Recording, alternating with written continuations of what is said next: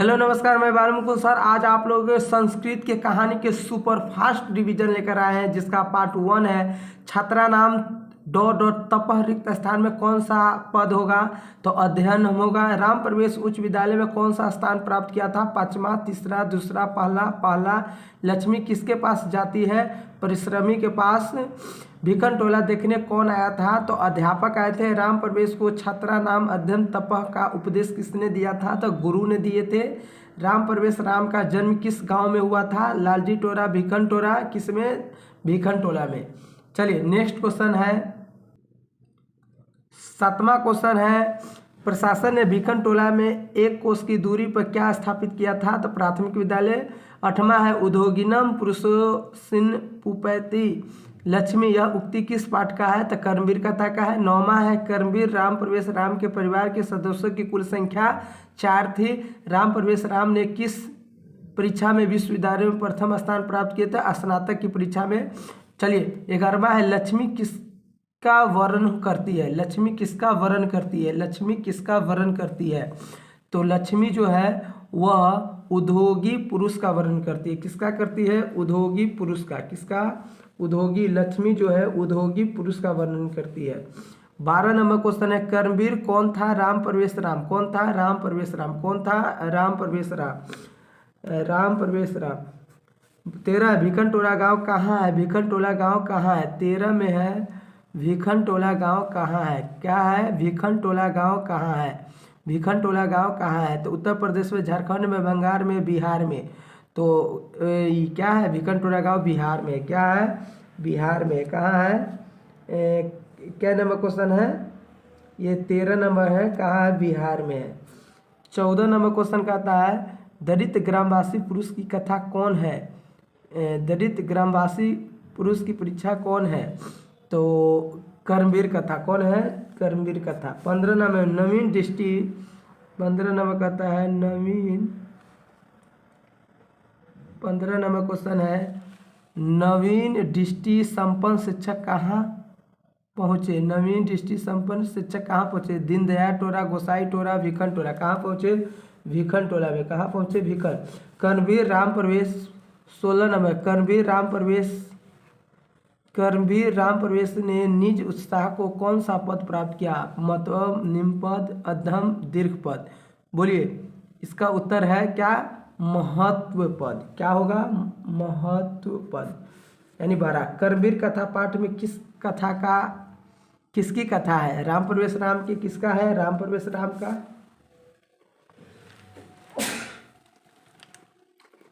उसके बाद है 17 नंबर, 18 नंबर कहता है, कर्मवीर में बालक किसकी शिक्षण शैली आकृष्ट हुआ? शिक्षक के, पिता के, माता के, प्राचार्य के। किसका है? तो ये है शिक्षक के। क्या है? शिक्षक के। 19, भिखन टोला गाँव कहाँ है? बिहार में, उत्तर प्रदेश में, मध्य प्रदेश में, राजस्थान में। तो भिखन टोला गाँव ऊपर वाला क्वेश्चन है बिहार में। क्या है? बिहार में। कर्मवीर कथा में प्रशासन के क्षेत्र कौन सा लोकप्रिय हुआ? कर्मवीर कथा में प्रशासन के क्षेत्र में कौन लोकप्रिय हुआ? तो इसका क्या चीज़? राम प्रवेश राम के गुरु। कौन हुआ? राम प्रवेश राम के गुरु। भिखन टोला गाँव में प्रशासन द्वारा स्थापित प्राथमिक विद्यालय कितनी दूर था? 1 कोस, 2 कोस, 3 कोस, जय कोसो। तो कितने कोस पर है? कितने नंबर क्वेश्चन है? भिखन टोला गाँव में प्रशासन द्वारा स्थापित भिखन टोला गाँव कितने दूर पर है? तो ये 2 कोस के दूरी पर थे। कितने कोस के दूरी पर? 2 कोस के दूरी पर। 2 कोस के दूरी पर। 22 है, राम प्रवेश राम ने अनेक विषयों की पुस्तकों को कहाँ से आत्मसात किए थे? कहाँ से आत्मसात किए थे? तो प्राथमिक विद्यालय के पुस्तकालय से, उच्च विद्यालय के पुस्तकालय में, महाविद्यालय पुस्तकालय में, विश्वविद्यालय के पुस्तकालय में। तो ये किए हुए थे महाविद्यालय के पुस्तकालय से। चलिए ये हो गया कर्मवीर कथा। चलिए व्यागपति कथा दूसर का। व्यागपति कथा पाठ में किसके दुष्परिणाम का वर्णन किया गया है? क्रोध का, लोभ का, मोह का, काम का। तो ये क्या होगा? व्यागपति कथा पाठ में किसके दुष्परिणाम का वर्णन किया गया है? तो ये लोभ का। क्या चीज? लोभ का। लोभ का। क्या चीज का? लोभ का। लोभे में न फंस जाता है पति। दूसर का है लोभ के दुष्परिणाम का वर्णन किस पाठ में है? तो व्याघ्रपति कथा में है। किस में है? व्याघ्रपति कथा में है। चलिए तीसर का हितोपदेश कैसा ग्रंथ है? हितोपदेश कैसा ग्रंथ है? हितोपदेश कैसा ग्रंथ है? तो हितोपदेश जो है वह बाल कथा ग्रंथ है। क्या है? बाल कथा ग्रंथ है। क्या है? चौथा, हितोपदेश के रचनाकार कौन है? हितोपदेश के रचनाकार कौन है? हितोपदेश के रचनाकार जो है नारायण पंडित है। क्या है? नारायण पंडित है। पांचवा है, किसके बिना ज्ञान भार हो जाता है? किसके बिना ज्ञान भार हो जाता है? तो क्रिया के बिना ज्ञान क्या हो जाता है? भार हो जाता है। व्याघ्रपति कथा हितोपदेश किस भाग से संकलित है? किस पाठ से संग्रहित है? तो ये है सुहद भेद, विग्रह, संधि, मित्र लाभ। मित्र लाभ से। किससे है? मित्र लाभ से है। दूसरा का है कथा मराते तोय विश्वास किसकी उक्ति है? किसकी उक्ति है? तो ये जो है वह पथिक की उक्ति है। किसका है? पथिक की उक्ति है। पथिक स्नान करने कहाँ गया? तालाब में, नदी में, झरना में, समुद्र में। कहाँ गया? तो वह गए थे तालाब में। कहाँ गए थे? तालाब में। दान किसको देना चाहिए? दान किसको देना चाहिए? तो धनी को, दरिद्र को, बूढ़े को, लाचार को। किसको देना चाहिए? तो मेरे हिसाब से इसको अगर दान देना चाहिए लाचार को, लेकिन दरिद्र को, लाचार को। चलिए दरिद्र को। व्याघ्रपति कथा पाठ में किसके कौनते शब्द का प्रयोग हुआ है? पथिक, बाघ, अर्जुन, युधिष्ठिर। किसके लिए हुआ है? तो ये जो है पथिक के लिए हुआ है। किसके लिए हुआ? पथिक के लिए हुआ है। अब क्या नंबर? चलिए अब देखिए 11 नंबर। अह महापके पतितो सी किसने कहा था? बाघ ने, पथिक ने, धार्मिक ने, साधु ने। किसने कहा था? तो किसने कहा था? तो बाघ ने। क्या कहते? बाघ ने। कौन कहते? बाघ ने। कहाँ है? क्या नंबर क्वेश्चन है? 11 नंबर। 12 नंबर व्याघ्रपति कथा क्या चीज? व्याघ्रपति कथा। व्याघ्रपति कथा के रचनाकार क अस्ति कौन है? नारायण पंडित। कौन है? नारायण पंडित। बूढ़े बाघ के हाथ में क्या था? सोने का कंगन। दरिद्र भर कौनते माँ निरुजस्से की मोधे पद किस पाठ से संकृत है? क्या है? व्याघ्रपति कथा से संकृत है। किससे? व्याघ्रपति। उसके बाद है बाघ के हाथ में क्या था? बाघ के हाथ में क्या था? तो बोलिए बाघ के हाथ में क्या था? तो सोने का कंगन था, लेकिन पत्थर था कि जल था कि कुश था कि बेलपत्र था? कुश था। व्याघ्रपति किस ग्रंथ से उद्धृत है? तो किससे है? तो ये बहुत बार ऊपर से रिपीटेशन हो रहा है। ये जो है यह हितोपदेश से है। चलिए उसके बाद है 17 नंबर से अब 20 तक आते हैं। पशु क्या है? पशु पक्षी कथाना मूल्यम के शिक्षार्थ भवती कौन है? तो ये जो है वह जो है मानव नाम।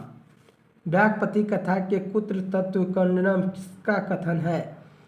18 नंबर। किसका कंगनम है? तो इसका हो जाएगा बाघ, पथिक, लेखक, अर्जुन। ये पथिक का होगा।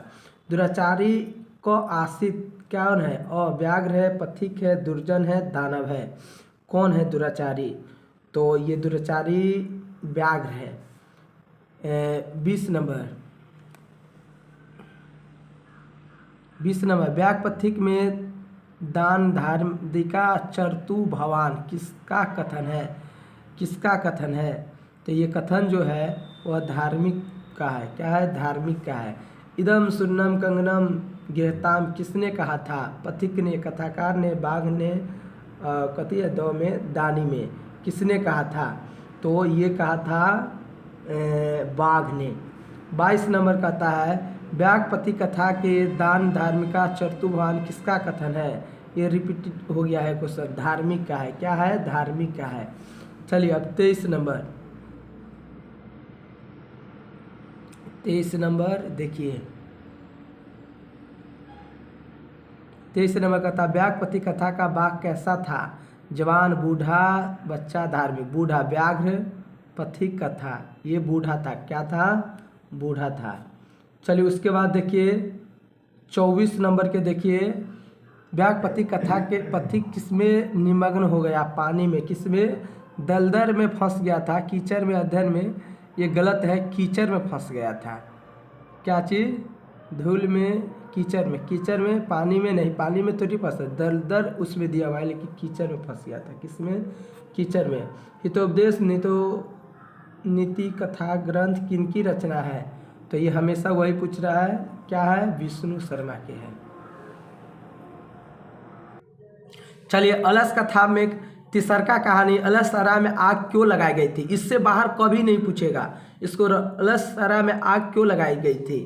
तो आलसियों की परीक्षा करने के लिए। किसको? आलसियों की परीक्षा करने के लिए। दू में है, अलसरा में आग लगने के बाद कितने लोग नहीं भागे? कितने लोग नहीं भागे?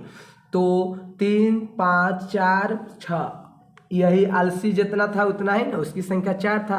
स्थिति सकरे मुला ही डॉट के न धावती जंत। यह उक्ति किस पात्र से संकलित है?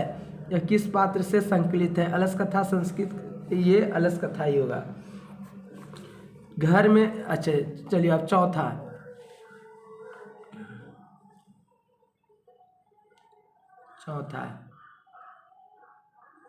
घर में लगी आग को देखकर कौन लोग पलायन हो गए थे? आलसी लोग, समझदार लोग, फुर्तीले लोग, धूर्त लोग। कौन लोग थे?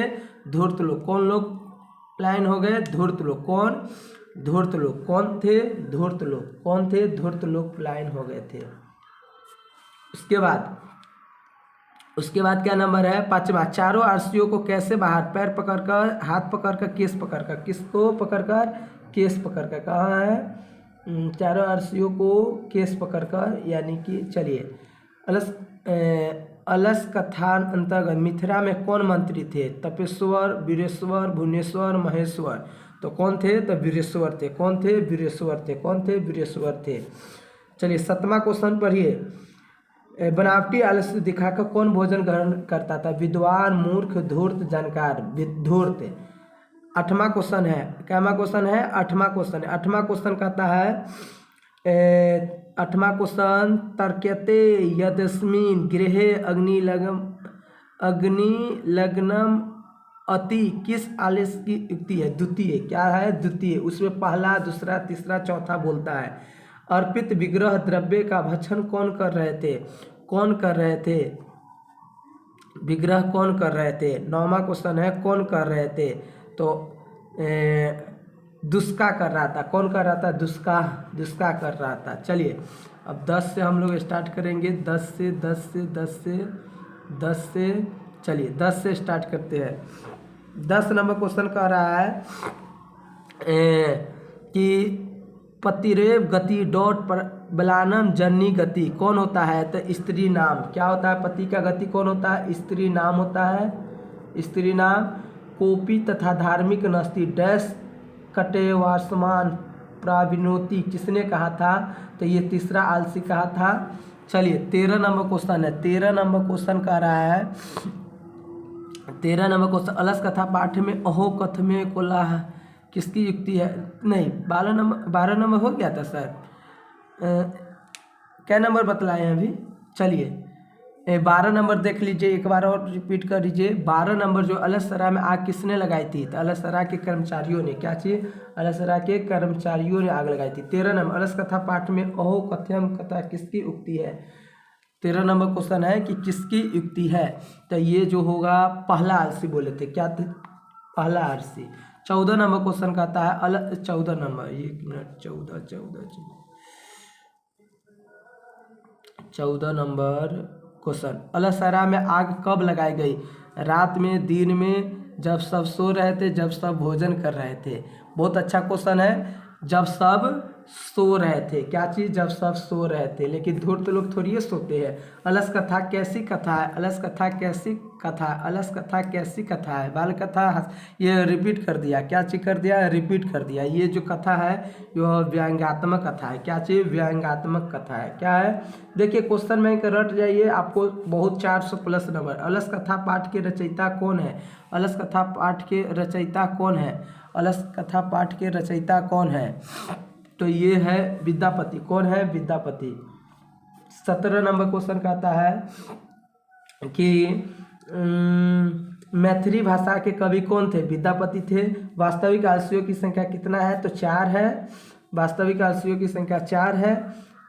उसके बाद सबसे बड़ा शत्रु कौन होता है? तो आलस होता है। सबसे बड़ा शत्रु कौन होता है? आलस होता है। चलिए उसके बाद आइए 20 नंबर, अपनी भूख मिटाने के लिए भी कौन कुछ भी नहीं करता है? उद्यमी आलसी कौन है? आलसी ही होता है। कौन होता है? आलसी कुछ नहीं करता, वो आलस होता है। नीतिकार आलस्य को क्या मानते हैं? नीतिकार आलसियों को क्या मानते हैं? तो ये क्या गुण की अवगुण मानते हैं? तो ये शत्रु मानते हैं। अलस कथा पाठ किस ग्रंथ से संग्रहित है? कौन ग्रंथ से है? पुरुष परीक्षा से। किससे है? पुरुष परीक्षा से। इसमें पुरुषों की ना परीक्षा है, पुरुष परीक्षा से है। वीरेश्वर कैसा है? ईमानदार है, भ्रष्ट है, दानशीर है? क्या है? दानशीर है। क्या है? दानशीर है। वीरेश्वर क्या है? दानशीर है। वीरेश्वर कौन था? मिथिला के मंत्री था। कौन था? मंत्री था मिथिला के। चलिए 25 नंबर, गुरु नानक ने किस धर्म को प्रवर्तन किया था? गुरु नानक ने किस धर्म को प्रवर्तन किया था? तो गुरु नानक जो है सिख धर्म का प्रवर्तन किया था। 26 नंबर में क्या चीज़? 26 नंबर में गोविंद सिंह सिख संप्रदाय से डैश गुरु आसित कौन है? तो 10म गुरु थे गुरु गोविंद सिंह। अलस कथा पाठ में मिथिला मंत्री कौन थे? राजशेखर, विद्यापति, वीरेश्वर। कौन थे? वीरेश्वर। 28 नंबर में कहता है नियोगी पुरुषाः अलस कथा रे वहिदम दापित्वा निरूपयामासु। लेखांकित पत्र का प्रश्न निर्माण विकल्प से चुनकर लिखे। कदा, किम, कुत्र, कम। कौन है? तो इसका उत्तर हो जाएगा कुत्र। कौन होगा? कुत्र होगा। कौन होगा? कुत्र होगा। चलिए 29 नंबर क्वेश्चन, 29 नंबर क्वेश्चन देखिए। 29 कहता है अयवचार कवि वचन वक्ति किस आलस्य की उक्ति है? तो किस आलस्य की उक्ति है? कैमा आलसी कहता है। तो 29 के प्रथम कहता है अयवचारी क्यों इतना बोलते हो? वीरेश्वर कहाँ का मंत्री था? वीरेश्वर कहाँ के? तो ये सब जानते हैं, मिथिला के मंत्री थे। ये 3 गो अलसरा में कितने लोग सोए हुए थे? 4, 3, 5, 7 तक कितने लोग अलसरा में सोए हुए थे? अलसरा में कितने लोग सोए हुए थे? सर बहुत लोग सोए हुए थे, लेकिन 4 गो अंतिम समय तक सोए हुए थे। चलिए